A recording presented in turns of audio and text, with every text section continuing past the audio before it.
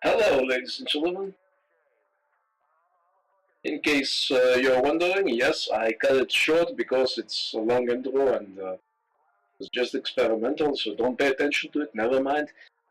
The point of this installment, I'm hoping to make it somewhat short, is a certain Mr. Tyler Oliveira. He's one of the examples I'm trying to use because it is a representative example of a phenomenon that I'm talking about, and a lot of other people are probably talking about as well. The phenomenon known as astroturf, things that are seen to be planted. You can call it anything you want. So I was watching this guy, and through suggestions on this despicable platform known as YouTube, and random suggestions, and I happened to come across this guy who, for some mysterious reason, I was suggested a guy with millions of subscribers. I'm talking 6 million, and in fact, I'm not sure if I can show you the image right now.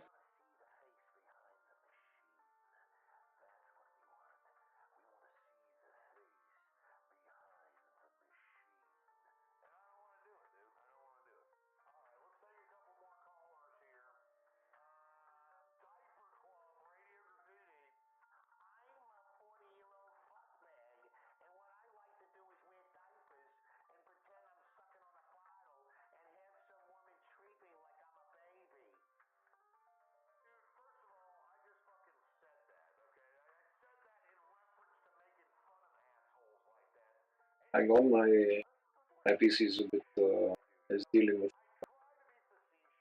the tasks I'm giving it, namely to as senior citizens trying to deal with the issues I'm dealing, trying to show you here.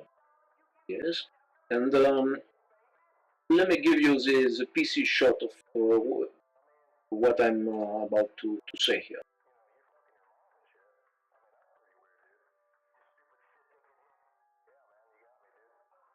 So, okay.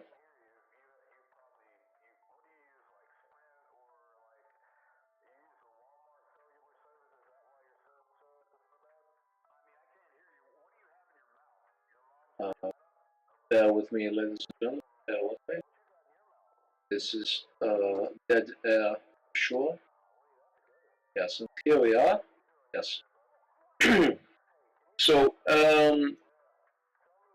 let's go to YouTube fandom wiki to check Mr. Tyler Oliveira. Now, if we were to check his channel, we would find certain videos. Okay, so why not? Let's check his channel. Let's check his channel and see what his videos are.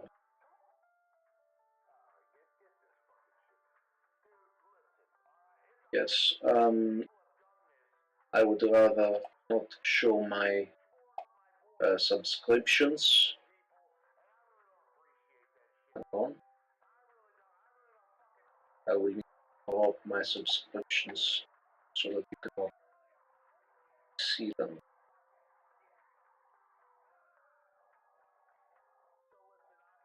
Yes, that will do. That will do. I mean, YouTube is insufferable like that. It just you cannot do streaming without all these side panels and all that reveal stuff.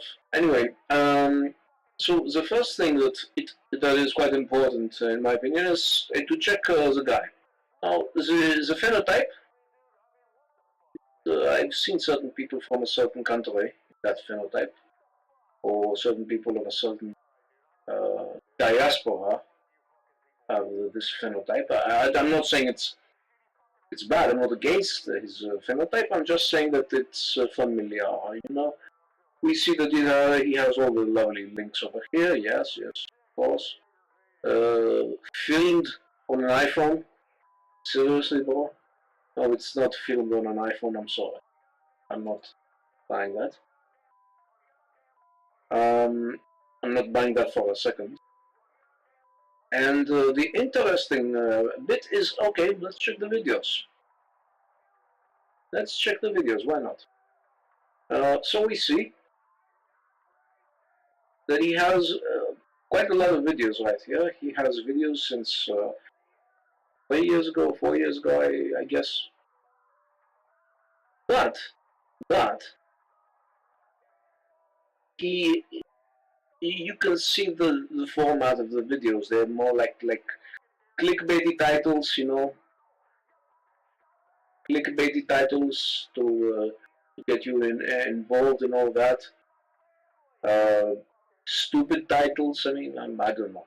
It seems stupid to me. I don't know.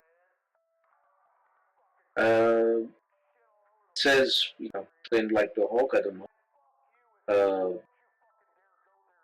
He beat his Tesla, stuff like that.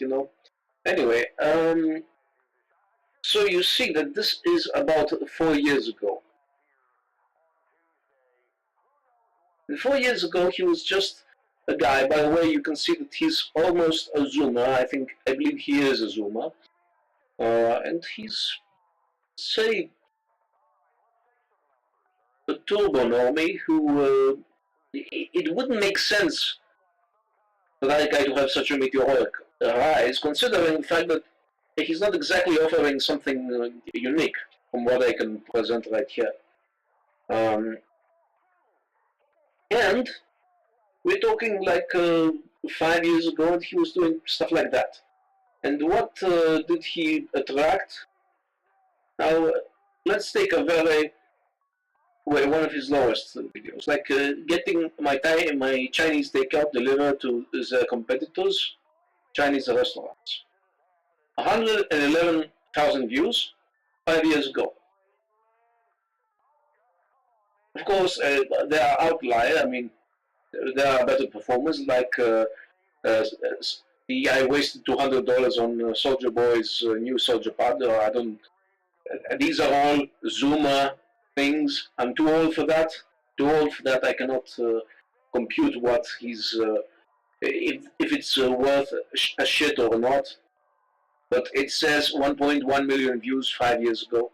So it amassed 1.1 million views 5 years ago. Then he amassed almost 5 million views 5 years ago, talking about GameStop.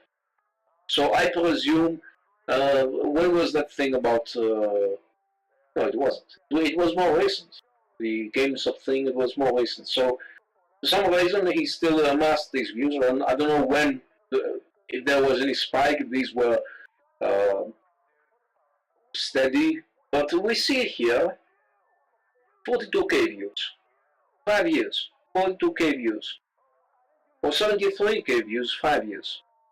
It's interesting, huh? So you see that some things attract more attention than others, and you see that here the thing about PewDiePie, 12k views 5 years ago. But this is 2.6 million views 5 years ago. Anyway, the point I'm trying to make is that his rise, if we really check, I mean, his oldest video is, these seem to be the oldest. By the way, you can always turn them private or delist them, delist the videos and all that, which I do occasionally, or usually actually, but I only want very few videos to be visible to the general public. But the point is that his oldest allowed videos from 5 years ago, and they have like 40k views. And 40k views in 2018 internet in the internet of our Lord's year 2019 is not particularly big. And to have amassed 40,000 views over a period of 5 years from 2019 to today, or 2018 to today, it's not exactly saying the best things about. I mean, it just says that I guess you are some sort of one of everybody else, you know, one of everybody else. And in fact, I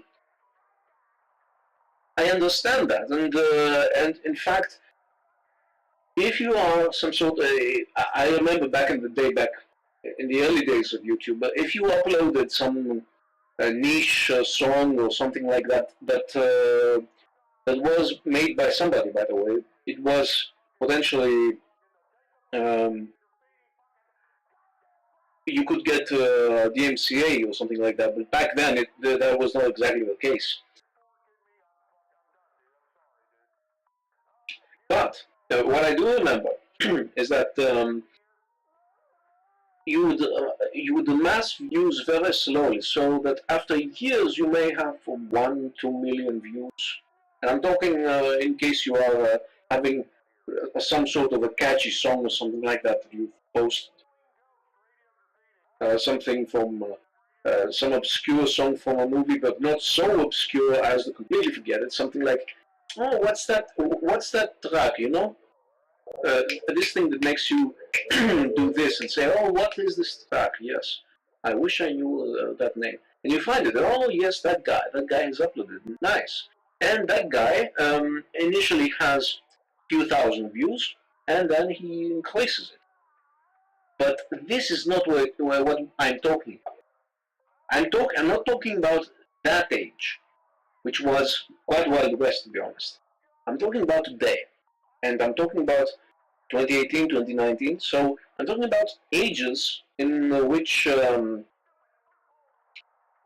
have 1 million views is paltry. It's okay, whatever, you have 1 million views. Today, something great is counted in the tens of millions, or in the hundreds of millions. A sensation needs that many views, and with 1 million views, I mean, okay, yes, sure, it's not bad by any means, but you have to get it into perspective. 1 million views of 2018, for example, is the equivalent of 100,000 views back in 2012, I guess, for the same time period, perhaps. I'm eyeballing it, I'm not being precise here. But there is some sort of an analogy like this. So we have this here, and then, these, of course, as you can see, these are stupid videos. Okay? So I was not suggested these things. None of these. What I was suggested, what I was given by the algorithm was, we are getting to the point right here.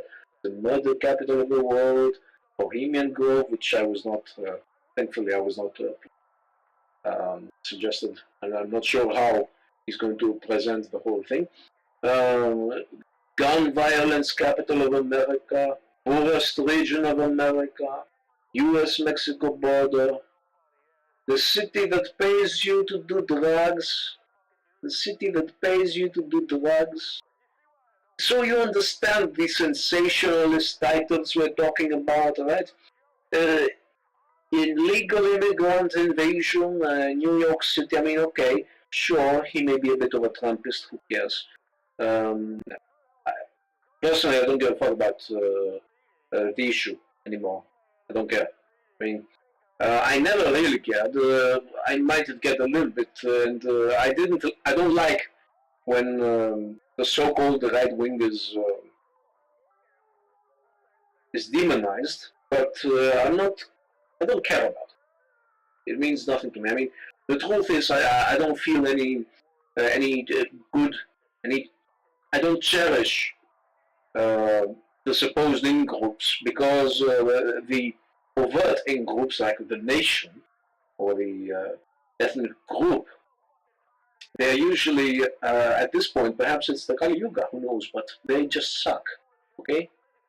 The fact that you want to import people to take care of your elderly, be care workers, as they do in the United Kingdom, to be care workers, to take care of your elderly, to clean their shit, to take care of your, I don't know, artistic people or whatever. Perhaps, you know, you don't exactly deserve to be the principal ethnic group. I don't know. I'm just throwing ideas over there.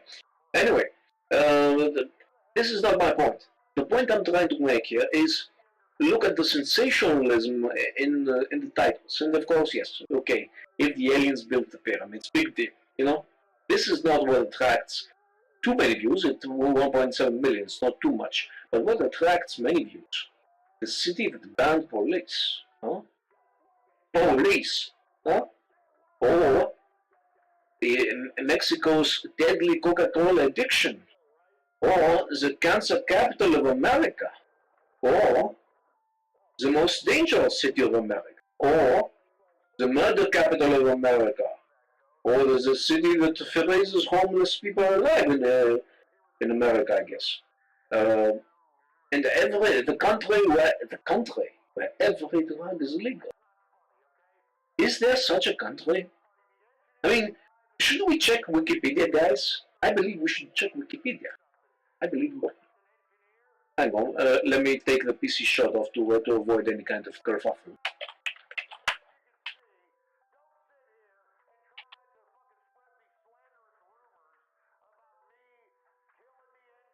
Yes.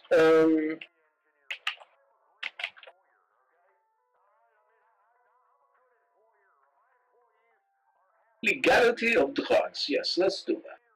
Legality of drugs.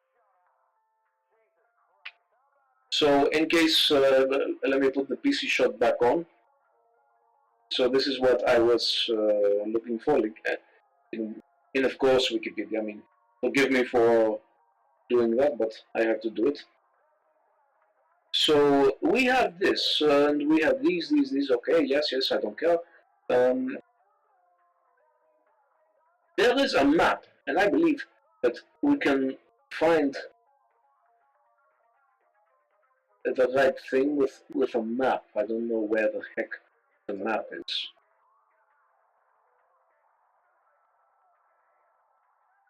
No, not arguments. No.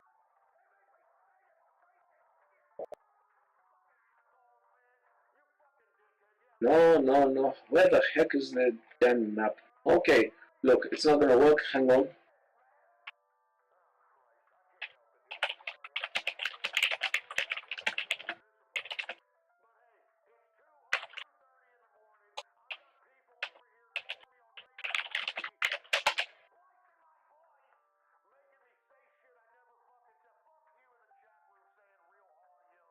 I apologize for the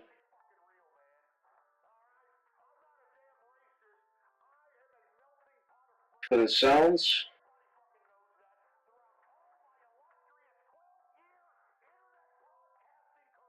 Where the heck is it? Okay, hang on. Let me show you the PC shot. So these are the lists. So okay, let's go for. Remember, this guy right here. He says the country where every drug is legal. Okay, so let's do the thing that is called fact checking. Although I hate to say the word because it's so abused. The term is so abused. The fact checking thing. But let's check it. Okay, I mean, it's serious. So let's go to the countries that have legalized. What shall we put? Heroin. Is there anything about heroin here? Opiate use. Yes, opiate use. Opiate use. Now, this is just by prevalence. We don't have anything about the legality. We have the prevalence. Prevalence. Huh? So where is the United States in this list? The United States is 7th. Above it is Macau. For some reason, the guys in the casinos, they want to use opioids or opiates. I don't know. They want to use opiates a lot in Macau. I don't know why. Perhaps as they are in the casinos, they feel, that it numbs the pain of losing so much money. I don't know. Ukraine. Now that's interesting. Why would Ukraine be like that? And then we find out that Russia is one. You have Maldives here and then Russia. So Russia and Ukraine are right next to each other. So it starts to make up a pattern, like people are just dealing with a shitty life or quasi shitty life. I mean, it's not a shitty life, but it could be way better considering the fact that both countries have resources and both countries could be in a better fate. So then we have Iran and then Afghanistan, and of course Afghanistan and Iran, they are producers. So we cannot exactly have a clear view about it. I'm guessing that. Oh, by the way, they are Muslims, so Muslims do not particularly like the idea of getting high, so to speak. Much more so than the average Puritan American or other people. The poll cards, people I'm talking about. But we see that the United States is in the 7th place. Now, where is this country where every drug is legal? Now, I will tell you which country it is. If I remember correctly, that country is supposed to be Canada. So where is Canada? 38. Canada is ranked 38. Now, I have no sympathy for the Canucks, okay? I don't care about the Canucks. I think they're lame.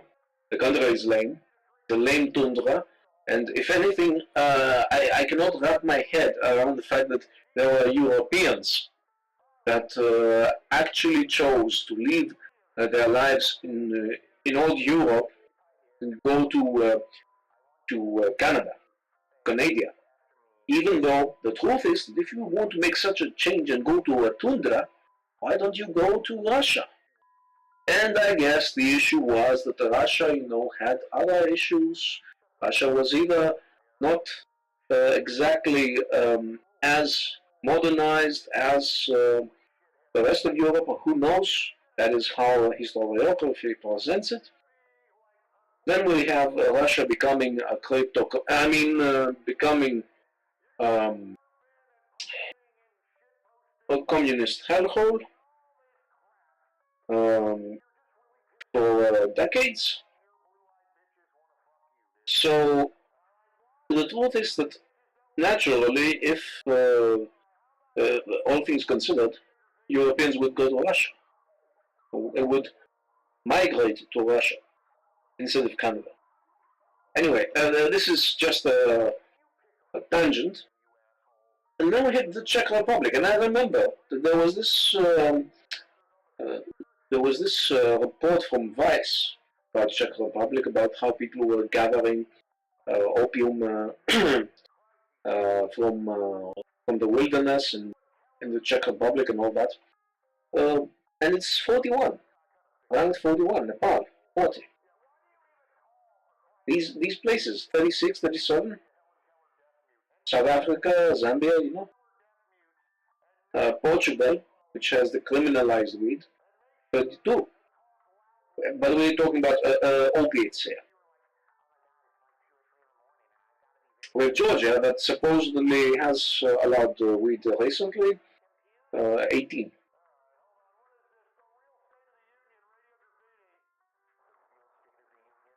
So it is a bit weird. It is somewhat weird, to be honest. And apart from that, we have this. What about the not precursors? Let us go for yes, whatever, alcohol. Yes, alcohol laws. Let's go. Do we have a map to make it easier to comprehend?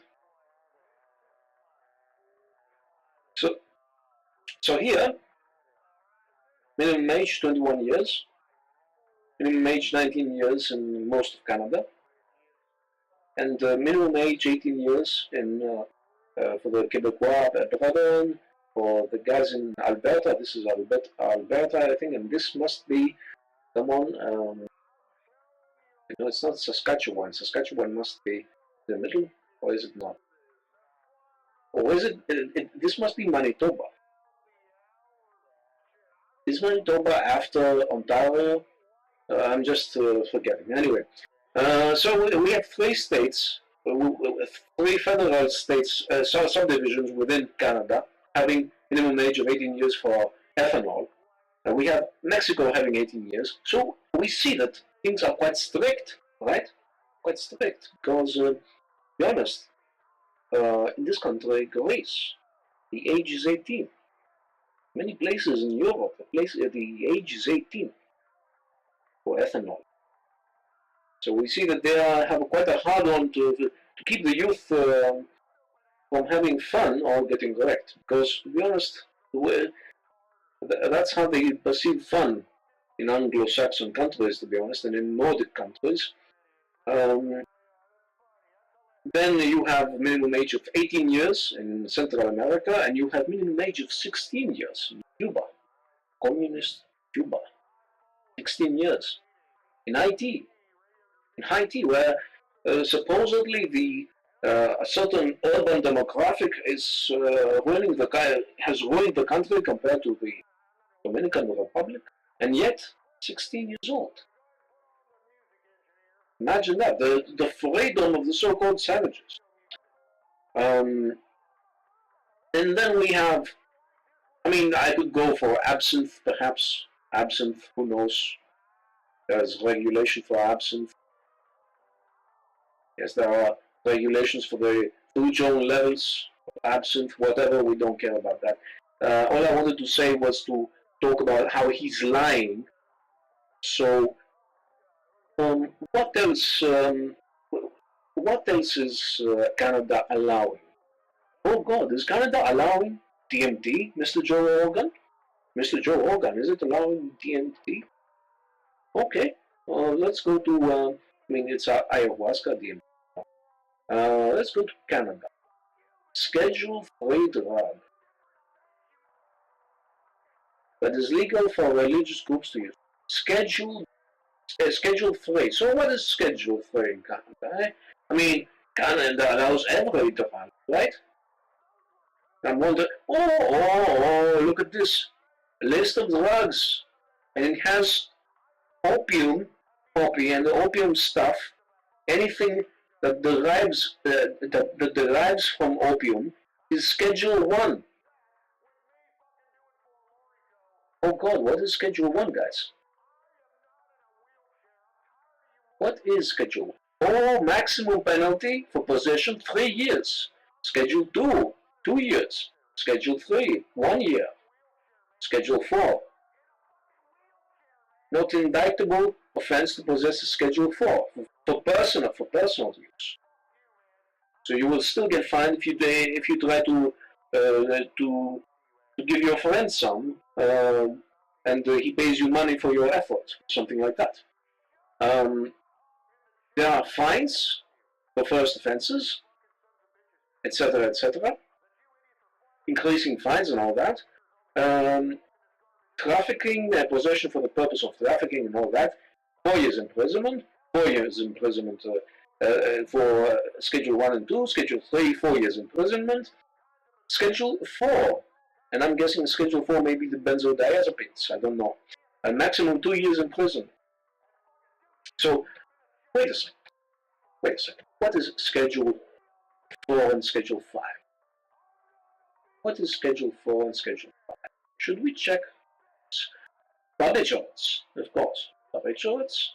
God forbid you die from a barbiturate, right? What then? Clonazepam, you know. Diazepam, you know. So, the benzos, yes, the prazolam, lorazepam, you know, all these benzos and stuff like that.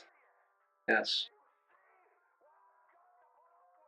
Where is alprazolam? I just want to check the Xanax, the push the point forward. What the hell is it?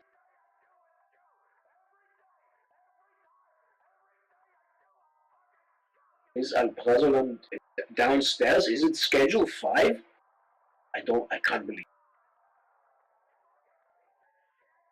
Lysergic acid, okay, yes, whatever. White phosphorus, okay, white phosphorus, guys, white phosphorus and the red phosphorus, they are underneath, they are schedule 6 precursors. Imagine that. White phosphorus being below that. So all this is the list, okay? All this is the list we're talking about. Method validate and all that, yes, of course. Schedule 2. What is schedule?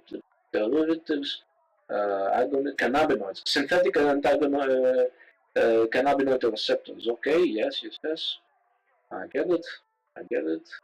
Anyway.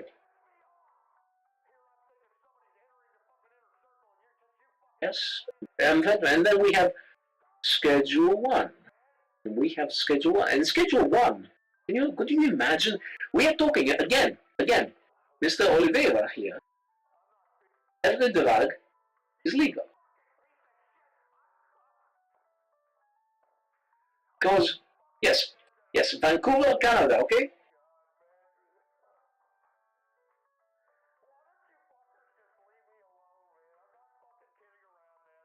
Okay. Anyway, I'm not going to push it forward because it's going to really tax the resources of the computer. Yes, I'm afraid I have some add-ons that make things difficult, specifically add-ons to search comments and copy comments and scrape comments and all that. The stuff, the sinister stuff, you know what I'm saying? And the country. He says country where every drug is illegal, and then he goes to Vancouver. So I'm guessing if he says country, we're talking about the entirety of Canada. So perhaps he will go to Nova Scotia then. Perhaps he will go to Saskatchewan then. Perhaps he will go to Manitoba, to Alberta, to, you name it. Or the native territories over there in the bumfuck nowhere in the north. Baffin Bay or whatever. But he says country. And here we see the country has this comprehensive, this big list with Schedule 1. Look at Schedule 1. These are things that can land you to prison for a considerable amount of time. They are just substances, by the way. If they find just substance on you, just possession. Okay, this is possession. By the way, look at this, ketamine. Ketamine, which has antidepressant action. It has antidepressant potential, and right now the big pharma is pushing esketamine, an enantiomer, which means a mirror image of the ketamine. What we use, what is used in the streets. We use. I have never used it. Anyway, but this esketamine is now phased in. Its use is phased in in a lot of countries as a last resort for depression, and yet you have people in Canada who are getting imprisoned for ketamine possession. Remember, imprisonment, and I'm talking maximum 3 years. Now, maximum means that perhaps there is some sort of a leniency. Perhaps, the judge will treat you a bit more kindly. if you really beg, if you really suck his cock, or do the equivalent for female judge, perhaps there will be some leniency under 3 years, but so 3 years is the maximum. No more, right? No more. But that means the judge is free to punish you up to 3 years. Remember, this is ketamine. Ketamine gets that kind of a treatment. And that schmuck, that asshole, says that Canada is a country where everything is legal. And you have this, I mean, it almost doesn't end. It almost doesn't end. And then you have the Schedule 2 drugs, and Schedule 3 drugs. And mescaline, Schedule 3. Psilocin, psilocybin, Schedule 3. DMT, Schedule 3. LSD, Schedule 3.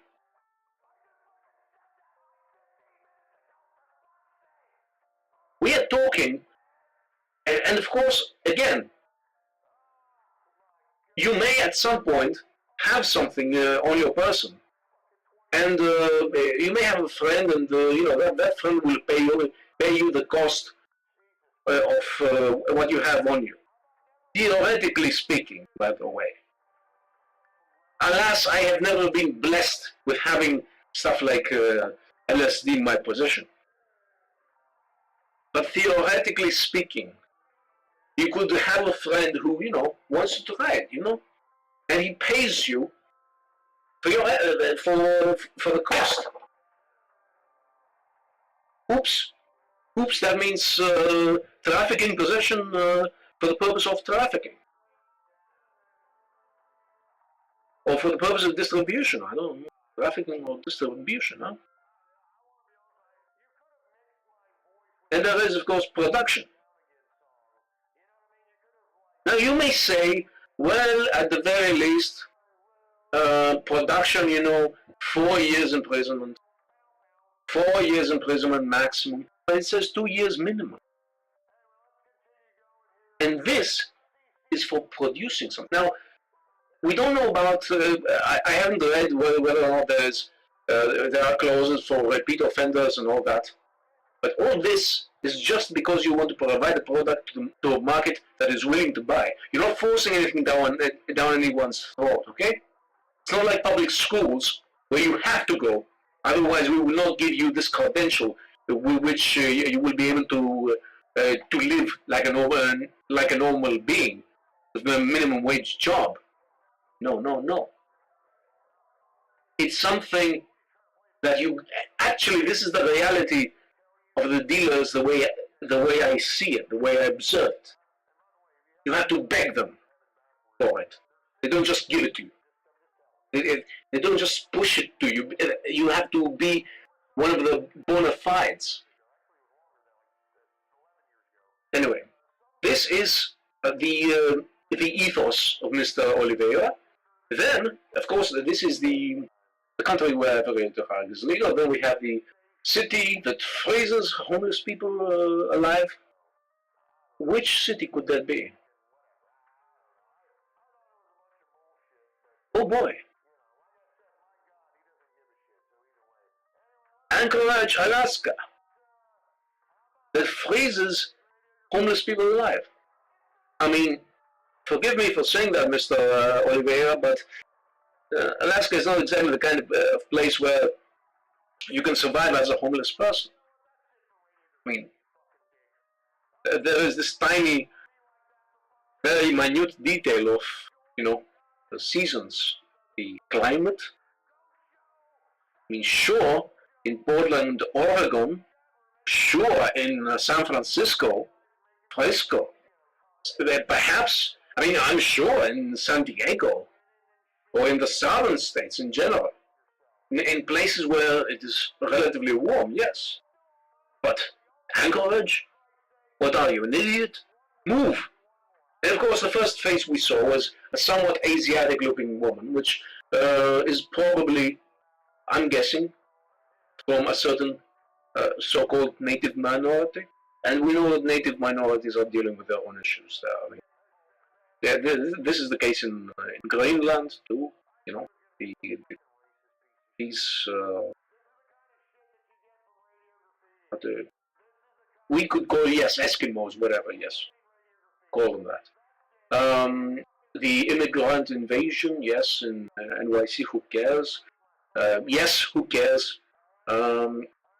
He investigated it. By the way, he investigates. All this is, I investigated the US-Mexico border. And you see that the guy is scared shitless whenever anything happens. He's scared shitless. This is the level. I mean, and you see that in certain videos. The city that banned police, okay, I'm guessing he's talking about what happened with Seattle, Washington, this stupid zone that they created or something like that. In reality, there's always some sort of a police, because police are actually thugs that exist to protect you from other thugs, theoretically. In practice, they're just thugs that take your money and they don't go anywhere near other thugs. Yeah, that's the reality. But you know, this is the state police that way. But you want realism. You don't want us anarcho-capitalists. You don't want the agorists of Mr. Samuel Edward Conkin III. You don't want this sort of utopia to happen. So, since you don't want the utopia, here it is. Here you go. This is realism. The poorest region of America, and it has a flag of Trump or whatever. I mean, supposedly because Trump will help them. Supposedly because Trump will help them be parasites in a different way, because that's what Trump supported. He supported parasitism for Americans. He supported parasitism. That is what build the wall means. That is what, we have so much money, but we give it for illegals. No. First of all, you don't have money. What you have is a constant liability known as the state. And this liability keeps drawing money from the taxpayer. And occasionally, some people will make money from those who pay. Some people will make money at the expense of those who pay. So these people may be corporate executives, they may be corporations, they may be certain arms industries settled in southern states, perhaps, or in certain states that have nothing else going on. I mean, that is what the Reconstruction years were about back in the South, in the antebellum South in the United States. This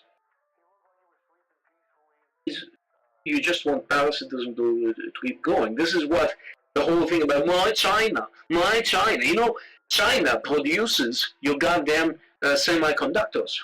China produces all your appliances, you fuck. You depend on China, and by depend, I mean it in a good and a bad way at the same time. You cannot say that the Chinese are just evil. The Chinese, you're doing a transaction with them.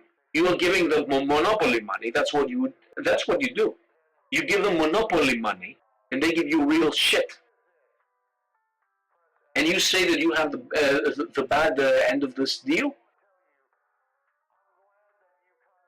Or perhaps the fact that they need to placate you about your intellectual property, that you have to be like when it comes to Apple or so many corporations in the United States and in Europe, you see these corporations that just sit on great towers like celestial beings, like Olympian gods. They sit on their grand, well-lit offices, and they are air-conditioned spaces, and they just scribble on a paper or on a computer.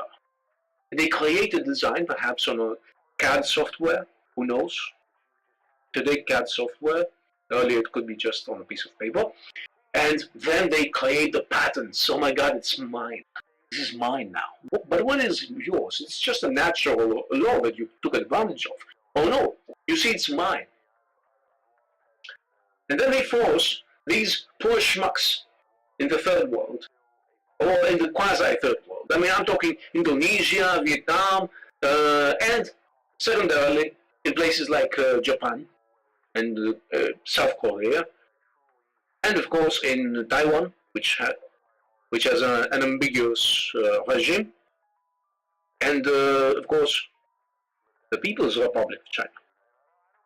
The People's Republic of China, if it's ever going to sell anything to the Western world, it needs to adapt to the regime of patents. That is why you go to China.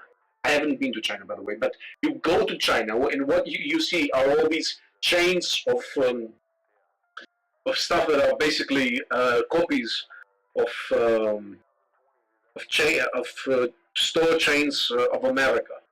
They have almost the same logo and all that. They produce the same thing pretty much, but for a fraction of the price. But they could never make these chains elsewhere. They could not open up their stores elsewhere because, to be honest, this is the reality of a new phase of colonization, Western colonization. The new phase of Western. By the way, I'm talking about that as a guy who hates leftists. But we're talking about a new wave of colonization in which basically what they said is, you know what, we can no longer use the standard practice of using protectionism to keep our inefficient industries here, our inefficient parasites to have their jobs. So we will do this thing where we gentrify our parasites. We will have our parasites, have degrees of engineering, degrees of computer science, degrees of semiconductor and microchip architecture and all that. Perhaps even architecture or anything for that matter. But perhaps they could be. I like chemical engineers, but perhaps they could be chemical engineers. Perhaps they could be any sort of biologists or anything like that. And they could be producing something, as in a formula, and then this formula, which by the way follows natural laws, it's theirs. So now, even if you have the fabs, even if you have the factories or whatever else capital goods in other countries, so-called free countries now, because Indonesia, supposedly a free country.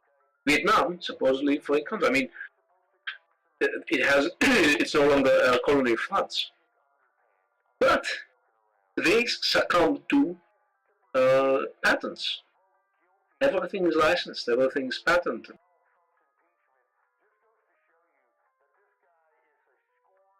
And this is the reality we're talking about here. Then, so this is what this is really about. The gun violence capital, what is that? Is it St. Louis? Is it Little Village? What is Little Village? Let me check. Oh, Chicago, yes. The gun violence capital of America. By the way, I saw only yesterday that in the list of the worst cities in America, Chicago was one of the two worst, next to New Orleans, I think. But not. I believe it was the worst in terms of raw numbers. But when it came to per capita, it was New Orleans, and Chicago was way low, was way safer. So, statistically speaking, you would be safer in Chicago compared to a lot of other areas that rank among the most dangerous. The most dangerous seems to be New Orleans, Louisiana, and St. Louis, I think, in the state of Missouri. And it's sad about New Orleans because I've heard so many good stuff about it and bad stuff. It's like this song of Down with Phil Anselmo singing that New Orleans is a dying whore. It's true, I mean, maybe that is what the song is about. Then the murder capital of the world. What is the murder capital of the world? What is it? El Salvador? I don't know.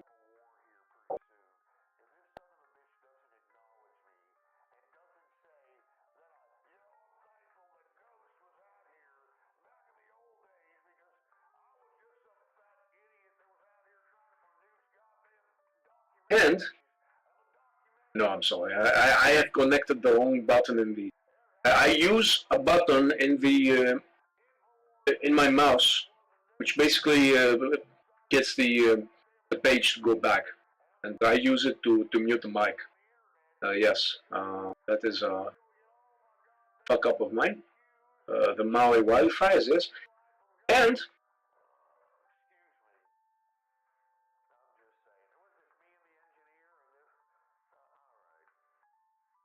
investigated if the Earth is flat. By the way, important stuff. Near extinct species across Africa, big stuff. Yes.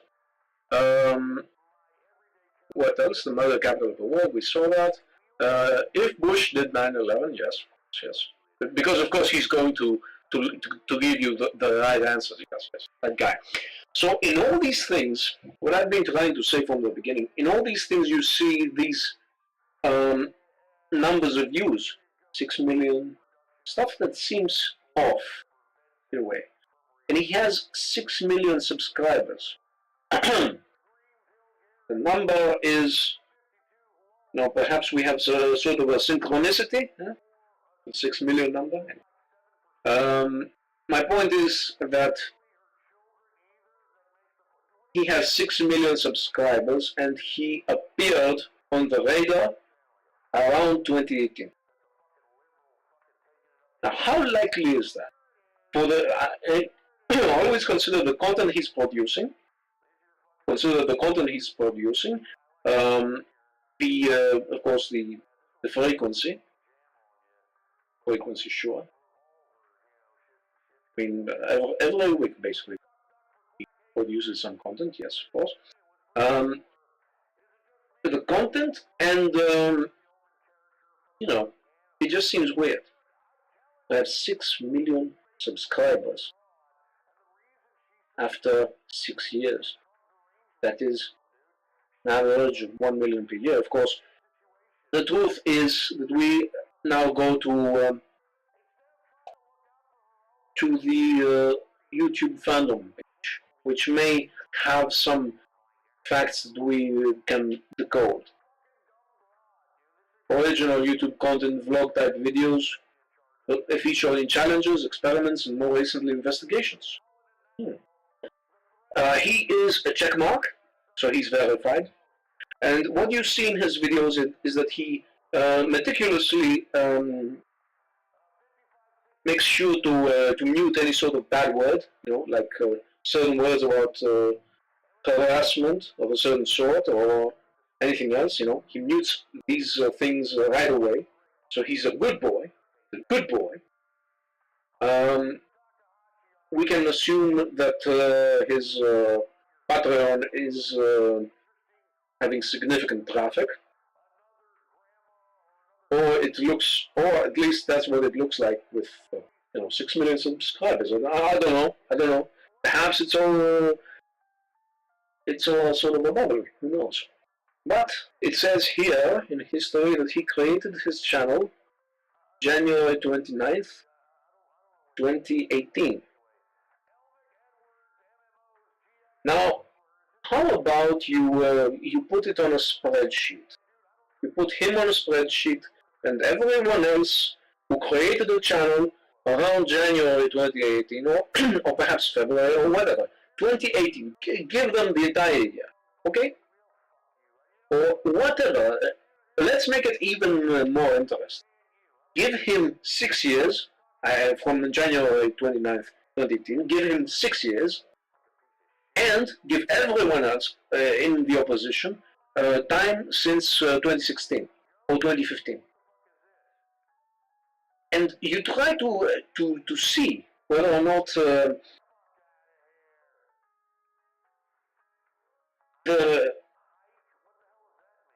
you can sort of justify the meteoric rise. The interesting part is that he uploaded his first video on April 10th. So we know, by the way, even back then, 2018, you could always have a lot of channels on YouTube. So you can always be like lurking on other channels, or have one video on another channel that has your face on it or whatever, or not your face, or say something stupid or whatever, or just lurk, just be talking in comment sections and whatever, and you make a new channel in which you start afresh. Perhaps that was the case, who knows?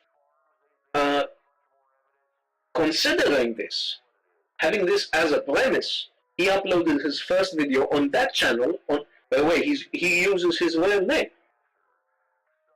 So to use his real name, we can only assume that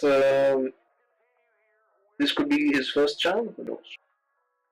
His first channel in which he really made an effort. That is, and he knew what he was going for. He was going for something, for being square, for being for agreeing with the terms of service, for being completely the good boy. Okay, April 10th. So we have 2 months in which he, I don't know, he was dormant, he was just lurking, who knows. You have the pranks and all that, yes. Did not gain much traction, I mean, even they say it. On August 15th, yes, Mr. Beast uploaded a video titled, yes, 10,000, flew over Oliveira. In this video, Donaldson flew over Oliveira, who had become the 7 millionth. Oh, you see the. Do you see the sort of synchronicities we have here? The synchronicities are crazy. Who had become the 7 millionth subscriber to his channel and had him compete in one of his challenges videos. The video amassed over 48 million views. Huh. This would shout out Oliveira's channel. It would soon begin to grow. Weird stuff, huh? Mr. Beast, notices you for the 7 millionth. Why didn't he notice the 6 millionth? Why didn't he notice the 5th? I don't know. But he noticed Mr. Oliveira, and Oliveira began to rise. Who knows? Who knows? It did not begin to see major growth until early 2019. So even, that is August 2018, so even with this significant push, there was a lag. And as the months went by, his subscriber count increased substantially. We're talking 2019 here. So the changes, we should not be giving him 6 years. We should be giving him less than 5 for this meteoric rise. He reached 1 million in August 2020. That is 1 year later. Now, how many people do you know doing the thing that Mr. Oliveira does, that in the same time period, so that we have all other things being equal, like the people who have access to YouTube, the potential audience and all that, and the niche, considering that he did the same thing with other people. How come this guy, after 1 year, he has 1 million subscribers?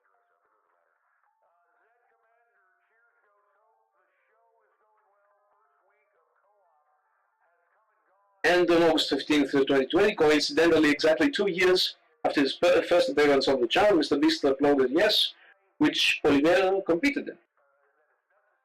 And this video amassed over 110 million views. Yes, there is the controversy. Like I said, misrepresentation, of course, yes. I mean, other people have said that. The poorest region of America, yes. So you see, everyone calls him out. I'm not sure how reputable the people who call him out are, but they call him out, and the truth is, they call him out because he didn't even do the due diligence that, you know, even the stupidest people like in New York Times do. He did less than that. And basically what he did was, oh my god, they allow drugs, man. Oh my, this is the standard normie kind of response. Oh my god, they allow drugs. How bad? Yeah, how bad? Send him to David Jones' locker. Off with his head. They allow drugs. When in fact, it does not address, the videos I'm talking about, they do not address the real issues. I.e., why people chose drugs, and by that we mean illegal narcotics. We don't mean ethanol, okay? Even though ethanol does ruin people, we do not mean that. We mean fentanyl. We mean heroin. We mean cocaine. We mean weed, because, you know, when somebody is on weed, it makes other people uncomfortable. It makes all the squares uncomfortable, because they walk around, they think, oh my god, this guy is so, like, he doesn't care about me. Why doesn't he care about me? Why isn't he as ready to go on the treadmills and to be on the grind? Like this colossal sort of solipsism of many people in the so-called Faustian world. A solipsism and a hive mind that usually was considered something of a trait of the East, of the Orient, and yet these people, this bug mentality, permeates the Occident. And this guy, of course, he doesn't believe drugs are good or bad. He doesn't care. Okay, he's just a dumbass. Okay. But this is what sells. What sells is sensationalism. What sells is to say that we need to force the drug addicts to do something. And you see that in the video, by the way. You see that they present themselves like good people in front of the camera, by the way. In front of the camera, you say to somebody, do you know you're ruining your life by doing that? Do you know you're ruining your life by doing that? And how do you feel about ruining your life? And do you know that there are people next to you? There's a school next to you where you're shooting up heroin. And these people are appearing, you know, standing tall above the weakling addict to chastise him and or perhaps to appear as if they are compassionate. Of course, they appear to be compassionate in front of cameras. Oh, how nice. You made your lovely stunt here, your publicity stunt here, to gain some views. Now get the fuck out. How nice. And this is the reality about the guy. The guy himself is insignificant. I mean, to be honest, you could find guys like him left and right and center. He's not special. But what is special is that perhaps certain people who watch him unironically believe his talking points. They believe that perhaps he. I've seen a comment, and I mean, I cannot tell whether or not these comments are serious, but a comment in which a guy was saying that someone was a saint. I guess it was one guy that was helping addicts or was fighting addiction in Fresco in San Francisco. But the point is that you do that in front of cameras, and besides that, let us be honest. There is a song of Pantera, which is self-deletion. I will not say the verb, but it is the noun. It's one noun for self-deletion. You know what I'm saying? Self-deletion note part 1. Part 2 actually. Part 2. Part 1 is more sentimental, more somber, perhaps. But part 2 is what you need to find. Part 2 basically says that my life is fucked, and all you can ever do is pontificate instead of letting me, pass to the next stage, so to speak. And the truth of the matter is, like I said, they don't care. Mr. Oliver doesn't care. I could argue, I mean, he both looks like he belongs to a certain diaspora, and apart from that, he also has a certain trait that I have associated with certain types of people, which is a sort of narcissism. By narcissism, I mean wanting to appear in the telly or whatever, to show his face, to show that he does something, that you do something. This femoid thing that you appear somewhere to show that you do something, almost as if you're a politician, by the way. Almost as if you're a politician. And meanwhile, he does his stunt. He gets some nice pictures with these poor people that will eventually die from overdose. Perhaps like they are predestined to, who knows? I cannot speak too certainly about anything like that, but takes a bunch of pictures, he pontificates, he runs around like a orangutan, and then when all things are said and done, he picks up his lovely little camera. He says, iPhone, by the way, iPhone.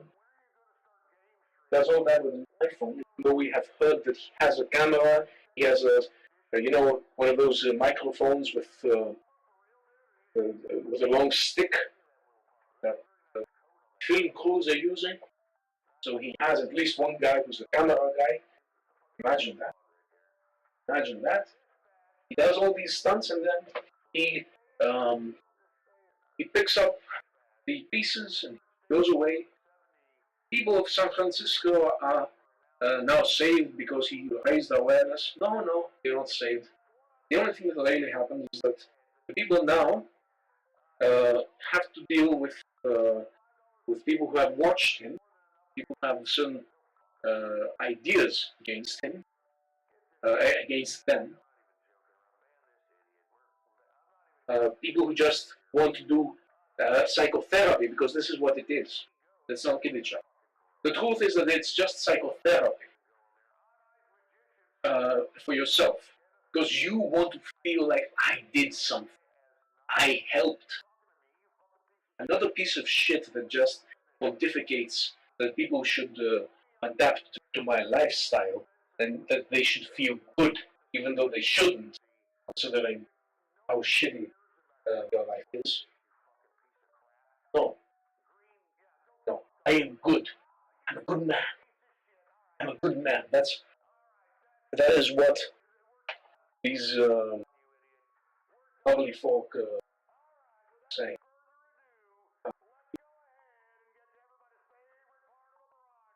And as you can see, I mean, you can see the right there. You can see the right here. See the right here. The meteoric rise. You're wondering, that's interesting. Such a rise. Such a rise.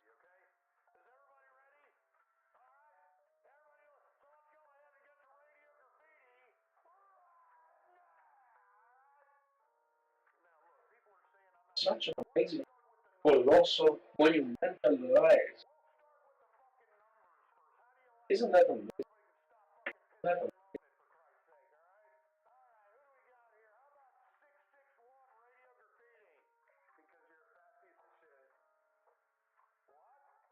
Almost makes you feel a bit sad.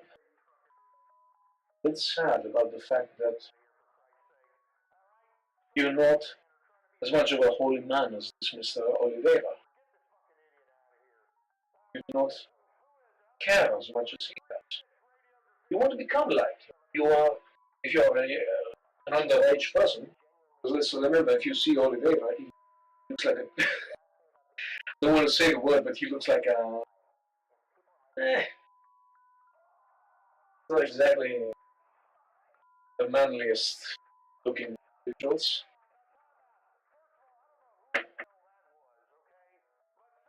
And I mean, it's because of youth, I guess.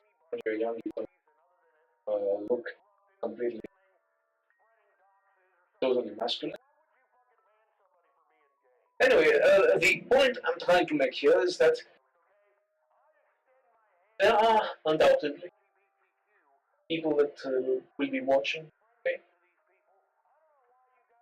people that will be watching, and these people will think, "Oh my God, he's a very good." We're talking about idiots. We're talking about idiots, and these idiots, believe it or not, they will look at him. They will say, "Oh my God, he's really making an impact."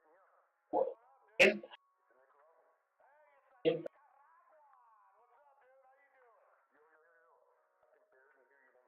Now, what is the impact? Oh yes, imagine that. By the way, we are going that world of idiocracy. Remember, Bill Gates is that kind of normie.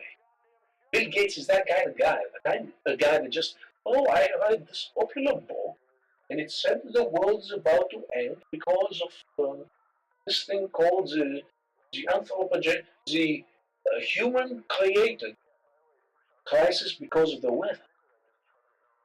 Something is going to happen. The world is going to end. No, this time for real, guys. This time for real. It's not like all the other times. All the other 109 times. I'm sorry, I had to say it. It's not like all the other times. So this time it's for real. The world will end. Unless you send us shekels. Unless you send us the carbon taxes, right? And in his case, in the case of this Mr. Oliveira, the world will end. Oh, what will happen to Portland, Oregon? What will happen to Frisco if we do not imprison some of those poor schmucks who want to do some substance to escape a shitty reality? No, of course. The solution is not to abolish the minimum wage. The solution is not to abolish the zoning laws and all the red tape when it comes to construction of houses and when it comes to jobs. The solution is not to abolish a system of parasitism, to abolish a system where so many people are dependent on taxpayer money. Even though, to be honest, those taxpayers, like certain conservatives say, the biggest taxpayers are the rich people. And to be honest, the rich people are controlling the market. The rich people are not anarcho-capitalists. You do not see Elon Musk being an ANCAP. You do not see so many people being in favor of Mises, let alone Rothbard. Say just Mises. Mises was a statist. He believed in the state. He just didn't believe in the state that people like Hayek believe. And by the way, Hayek is also considered a big deal in terms of market freedom, even though he wasn't. He was basically a socialist, a good kind of socialist. He was the kind who believed in a more efficient state. And yet you see that these rich people do not support any of that. The rich people, they just want their shit to be intact, and they want their so-called means of production to remain in their hands, control them, of course. And what they want is to make sure that the stream of revenue keeps coming in their way. That is why you can never expect a guy like Bill Gates to advocate a position like ours. You cannot expect guys like those who control Pfizer, or those who or perhaps even Jeff Bezos, who knows, to say these things. Why? Because that would come at their expense. They would lose certain things, which are certain privileges they have through the state. They would make less money. And those that, by the way, I'm not saying that there would be no one who would make as much as perhaps Jeff Bezos is making today. I am saying that if there was someone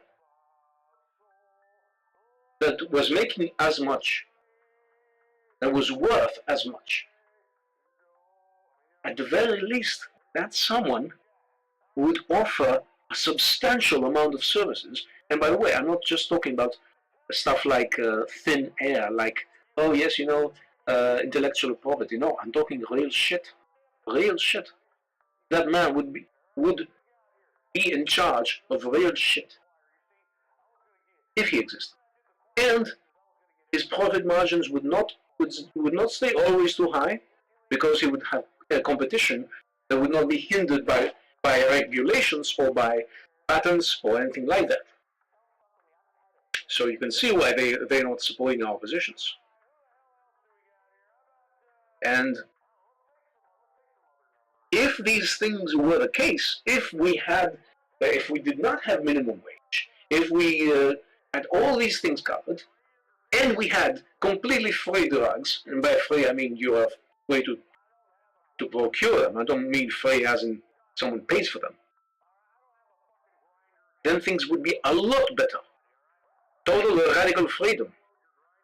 But you see, the state and statists like to overcorrect for their mistakes. Not to overcorrect, by the way, they want to use more state to correct for the mistake of having the state.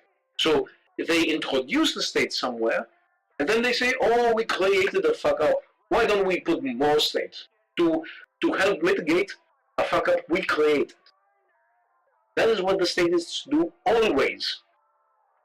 So why would Trump worry about the industries going to China? Do you know the real issue? The real issue is the minimum wage. The real issue is your trade unions. The real issue is that the people back in China, in all these poor countries that you don't really care about, that you have these people in certain Mongolian basket weaving forums, call them bugs. These people produce your shit. These people produce your shit. And whenever you go to get your pumpkin spice latte, and you have a nice little fellow with on his bicycle, carrying it, sweaty, as you sit on your lovely palace, and you think, oh, what are we going to work? How are we going to do our jobs today? Sitting on our desks in our well-lit, air-conditioned places, if we are in places by the way, because remember, there's always the remote job, in which you just appear in a camera and you do your work. You do your work appearing in a camera. Can you imagine a guy working in a sweatshop in China? Oh yes, you know what? I'll not appear today in the sweatshop. Yes, I can do that with a camera. I can, I can make this clothing, this piece of clothing, through the camera. Yeah. Well, you could. Well, you can always control certain robotics, I guess. So you could theoretically do that. But the truth is that these people are parasites. These motor workers who just appear on the camera, say a bunch of words to each other on whatever jerk-off session they have in whatever medium like Zoom or whatever. And most of them don't even wear underwear. Some of them are even jacking off as they are watching the lecture or the whatever it is, the council you're doing. Important stuff. And it's devastating that these productive jobs are going to China. Devastating. Because and what can we do about it? Well, we will stop them. We will just force them to bring back the jobs. So you understand how communistic the thought even of a guy like Trump is. Oh yeah, we will force them to come back. This is communism. We will tell them, we will not buy your products unless you employ our parasites, our inefficient parasites. You understand?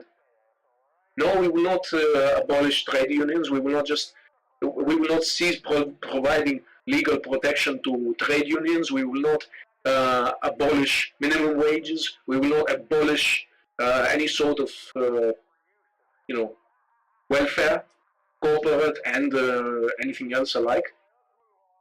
All sorts of subsidies. We will not do that. We will not do that. We will just talk big about China. And besides that, I mean, that's the case also in Europe. I mean, you have people, I mean, in Europe, in this country in particular, the People's Republic of Greece. Always spit whenever you say that, because it's a shitty country. A disgrace. The government and the people, they are treating everything like it is communism. The market is created by the government. The people are expecting the government to create wealth. The people are expecting the government to create the market. In fact, this is the funniest part. This country had probably one of the worst lockdowns on the planet. The most meticulously enforced. I can't tell if the Argentinians had something like that. But it was one of the most meticulously enforced lockdowns on the globe. And after 2 years of this lovely session of very, very invasive anal sex, you know what happened? Oh my God, we have inflation, guys. So how do we deal with inflation? Do you know what the government did? Well, the government did something very amazing. I mean, ingenious. The government did price controls. The government considers doing price controls or does price controls. They offer tiny lunch money, a tiny amount of lunch money, of course, from taxpayers or from borrowing money. And this goes on and on and on. Correcting by putting more state for the mistake of having state. So the problem here is not just this idiot. I mean, Oliveira is just an idiot. And if he was, and you see him, could you take that guy seriously? I couldn't. He's just a plant. I mean, these stats, the stats you see here, this is astroturf. It has astroturf written all over it. In fact, I want to divert your attention for a moment to my Substack, where I have a paid article. I have a paywall, I'm afraid, but I have some free section, and I will speak about it later on, perhaps myself, concerning the great Tsar, Tsar, you know, as they say, oh, Tsar, you know, as the Indians supposedly say the word Tsar, right? Tsar Attenborough, David Attenborough, which of course in the amazing Redbone language it's called Attenborough. Not even Attenborough, Attenborough. Because it's such a great language that, you know, they try to emulate the French when French do not say a word completely. They don't utter every syllable written. They try to do that, but, you know, they are Redbones, so it always ends up being retarded, I'm afraid. So Tsar Attenborough is one case of such an idiot, with an important exception.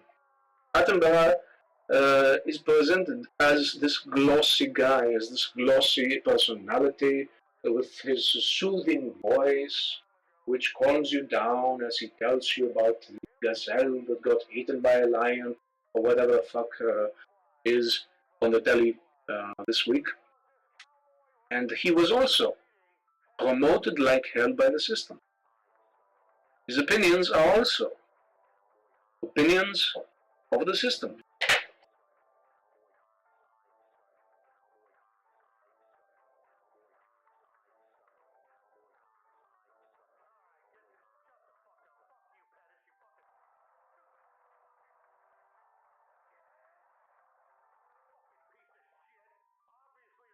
Yes, anyway. I will return to Mr. Attenborough in the future. I mean, I've already written about him. That is all I wanted to say about Mr. Oliveira. And yes, I believe we are done. Thank you for listening. And yeah, this is the Hall of Shame. What else to say? Bye bye.